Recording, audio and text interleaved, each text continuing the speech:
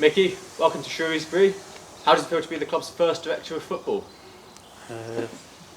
Thank you. Yeah, obviously it's a great honour for me to be given the opportunity to do something as a first. So, as the first director of football of the football club, it's a great honour. Obviously, it's a big step for the football club because it's something they haven't done before. And obviously, there'll be a lot of question marks around the role and responsibilities of the actual job. But yeah, it's a great privilege and pleasure to be here. We'll start with what you just said there. What are the roles and responsibilities within your job? What is your job?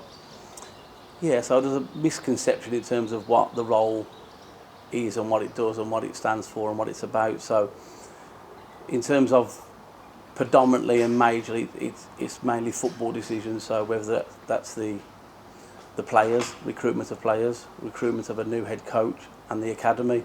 So in terms of the three real departments that you will be overseeing and in control of. So obviously we are in the midst of finding a new head coach, which will be again something different for the football club because the model that the football club have gone down in the past is a manager. So we'll be looking for a new head coach whose roles and responsibilities will be to come in and coach the team and any academy players, and not really look at the rest of the football club. That will be left to other people, i.e. myself and the outer football board. But yeah, so first of all, in terms of the head coach, we need to look for a new head coach, and we're going to go down probably a little bit different in terms of what you call a traditional manager. It will be a coach, someone who's got a coaching background. They might have come through as an under 21, 23s route, an assistant manager, a first team coach. They might have coached as a head coach somewhere else, so they're used to the role. And then also responsibilities, players, the recruitment of players. Traditionally, managers will go out there and look to do the players and everything like that. That responsibility will fall upon myself to look and to bring in the right players for the football club.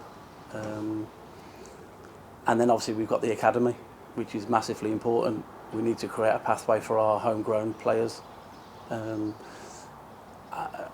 had 5 years at Cheltenham, and the one thing that we did start to look at was, over a period of time, is moving the age of the group of players. We were quite old when I went in, and I leave the group now. They're quite young. We've got a lot of resellable assets in there. We've created a pathway for the academy players, so that's there now. Hopefully that will flourish now that I've gone. And I want to try and do that here. I want to try and get a pathway for our young. We've got a fantastic academy, and the staff and David have done really well. We need to create a pathway. We've got Tom Bloxham at the moment, who's in and around it. We need to nurture and develop him. I think he's one for the future, definitely. But we also need to create other pathways for players. There's a misconception in terms of players at the moment, so there'll be a lot of people wondering about where we are in terms of players and what we're doing and things like that. The window doesn't open till Wednesday, so there's no need to panic or worry. There is a process in place. And could signings happen before a head coach comes in? That could certainly happen, yeah. And what people need to understand is when the head coach comes in, he's already going to have 11, 12 players, signed players already, which he'll know about because they're signed. When we go through the interview process, they will be aware of what we're after, what we're doing, and the type of player that we're looking to do. My role is to sit between, the chairman, just below the chairman and just above the head coach. So on that springboard between him and the head coach to help him, support him, and basically be a sounding board for him to come and speak to. There'll be frustrations, there'll be times he's disappointed, which I've had in my previous job. There's been times where they've needed to pick me up and I've been that buffer to help them. So I know there's there's lots of strands to the role that I do, and people will judge it in many different ways. So people might judge what my success will be, what we do on a Saturday and a Tuesday. Do we win games? Do we lose games? My job isn't just going to be based on football results. I appreciate it is a part of the game that is important, but it's also, I can't make emotional decisions. I can't be emotional in it. I've got to put the right processes in place, the right procedures in place. I need to make sure that, when we do go on difficult times, because every team does go on difficult times, that we have a structure, we have an identity, we know what we're sticking to a process, and that takes time. Like I say, I've had 5 years at Cheltenham, and over the 5 years, I think if you go in one period of time in terms of each year, there's been success. Getting to the playoffs, winning a league title in the Football League for the first time in its club history, highest place finish in the club's history, last season staying up, getting to the semi-final of the Papa John's for the first time in the club's history. So there's been lots of gains made. So that's been success at Cheltenham. Success might look differently at Shrewsbury. But I think it's nothing. There's no quick fix to what we want to do. It is a process, and it's going to take time. And I appreciate everyone wants things to happen quickly. There isn't. It is hard work, and it is going to take time.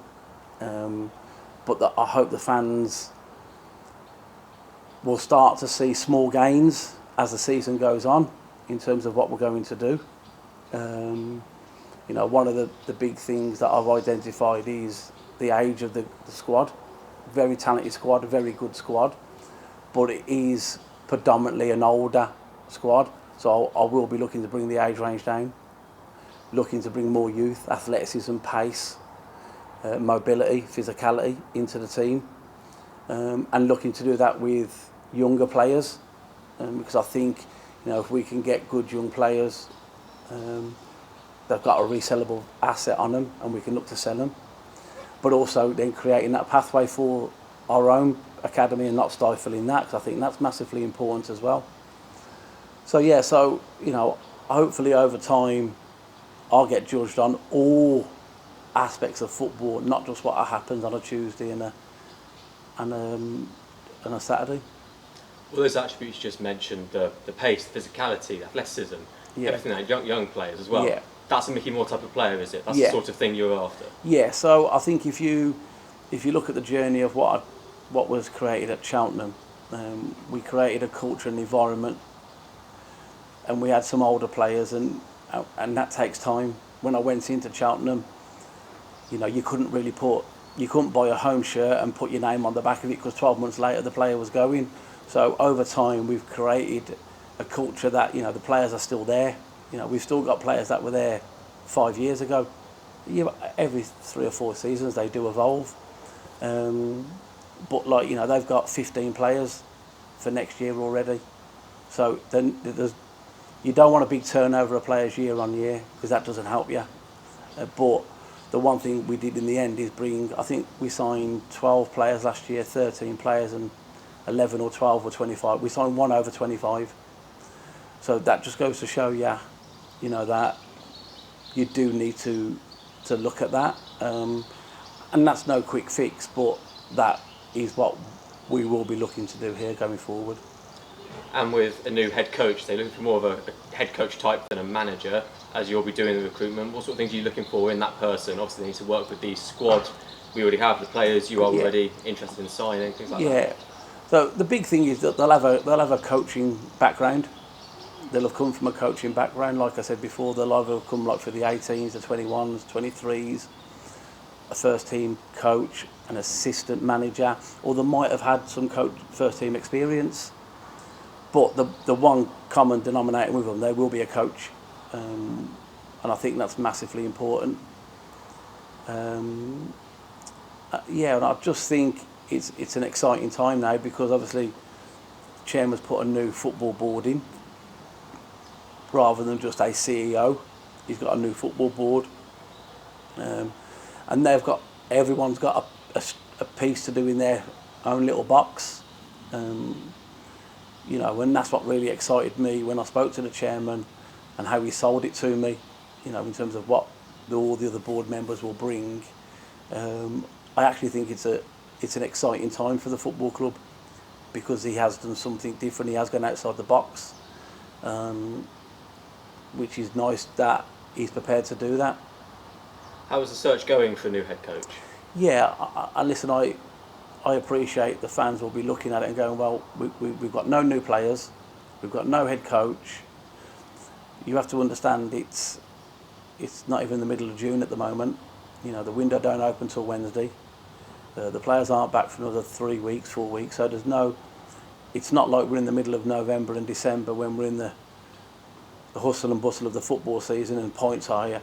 I have a role and responsibility to get the right person, and there's a process to that. The process is well underway, but I'm not going to make a quick decision. And I appreciate, you know, everyone wants to know things and they want an update on things, but they're going to have to, you know, there's going to have to be a trust from them to me and me to them. They're going to have to trust me for me to get the right person. I'm not going to rush it. I know the role and responsibility lies on myself, and I have a duty of care to the town to get it right. And if that takes another week or 2 weeks or 3 weeks, then I will do that. I think it's massively important that we do our due diligence on everybody. I've been overwhelmed with the amount of people that have actually applied for the job. It's a very good job. It's a very good football club. So you have to understand it's not a case of just picking out a list of names and, oh, he's done really well at that club or he's done really well. There's a lot of work that goes into it. And I've got to make sure that I get the right one and I get the shortlist down to the right shortlist, then go through the right interview processes. But at the same time, I'm also juggling and meeting players and doing that as well. So I just ask for their time and patience. One thing that a lot of people don't give people is time and patience. But I do ask them to trust in the processes that are being put forward. What are your short, medium and long-term aims here at Shrewsbury Town? Well, short term is to get a new head coach and get some players in. But no, in all seriousness, I will be looking to gains, you know, small gains to start off with. Long term, I'd love to see the football club go back to what it was years and years ago when it was producing, developing players out the academy. There'll be a massive responsibility on Dave Longwell and the academy staff. You know, I have spoken to David, I've met David, and outlined what I'm looking for, and that will go into, there'll be more conversations down the line. But yeah, I want to see some of our youth team players, our academy players, get into the first team. Now listen, it's really difficult because we're in League One and the bridge is really big, but we've got to try and look to do that. It's done that historically over the years, and I want to try and do that. And get players in, drip feed them, slowly but surely. Along the way, you know, if I need to go and sign some free transfers under 21s, 25s, then we will do that. But I'd like to bring some young, like I say, some young players into the squad to complement the seniors we've got. I think we've got, you know, an outstanding set of seniors. Make no mistake about it. Some really good players and also good characters. I know a lot about the players. I did a lot of research. I spoke to lots of people about the group of players that are still here, and it's a really good group. Really good group. I want to try and harness the culture that's been set and that's in there because it's really good. But I want to try and harness it and better it. But make no mistake about it, I'm coming into a club and a group of players that are really good. So it's a great footing to start off with. Would you say your success can't be judged on what happened on a Saturday or a Tuesday night? Yeah. Would you say your success is judged by meeting these short, medium and long-term aims? Yeah, I think, listen, there's no quick fix to anything. It's hard work and time. And if you're going to do something different, which is the chairman's gone down and done something different, and we are going to look to bring, you know, younger players in. You know, last year the squad was probably a little bit thin. So I need to make sure we get the right squad volume and quality. Last year, I think it was well renowned that, the budget was 18th in the league. And obviously, the budget that's been set in place this year, there is some restraints on it. The chairman's been honest and transparent in terms of the losses the club have made over the last 2 to 3 years. So there is some restraints on the budget, but it's not something that daunts me or frightens me. I've been doing that for the last 5 years. I've just left a football club that has been, second lowest budget in the league for the last 2 years, and only spent 7 days in the bottom 4. So that doesn't frighten me, that there has been restraints on the budget. It means we have to work harder and smarter, which is what we will do. But I just think that, going forward, everyone needs to look at this as a new challenge, a fresh challenge, and then look at the process. There's not going to be a quick fix to this where it's all going to be all shining a light in the first 6, 12, 18 games. It might be a long term that you see it, but hopefully that you will see some gains quite quickly. You mentioned the budget being a bit smaller. I was doing some research before this. The Cheltenham Town team, obviously you were director of football there. Yeah. They finished top and then second in terms of expenditure per point gained in League One. Yeah. So you've clearly, you've worked on these tight budgets and you've had success in these tight budgets. You've overachieved before with tight budgets. Yeah. Yeah. The one thing that I am proud about in the 5 years I was at Cheltenham, we didn't go £5 over budget. I stayed within the budget. A pound is a prisoner, and it's not my pound. It's not my money. It belongs to someone else. A lot of people chase a dream. There's lots of football clubs that don't exist in the Football League that we've lost over the last 2 to 3, 4 years, 5 years. There's clubs that are in administration. There's teams that are going to start with minus points that are all chasing something. This football club would never do that. So every pound that is put into this football club that I'm responsible for, I've got to treat it with respect, and I will do. But at the same token, I've got to stay within a tight budget. And like you say, the last 2 years, especially in League One, I'm quite proud of that. We've never gone over budget, and we've been in the top 2 for expenditure and points within the league. So again, there's no guarantee that's going to happen again, but I do understand what it does take and what it does need. Fantastic. Thank you, Micky. Thank you.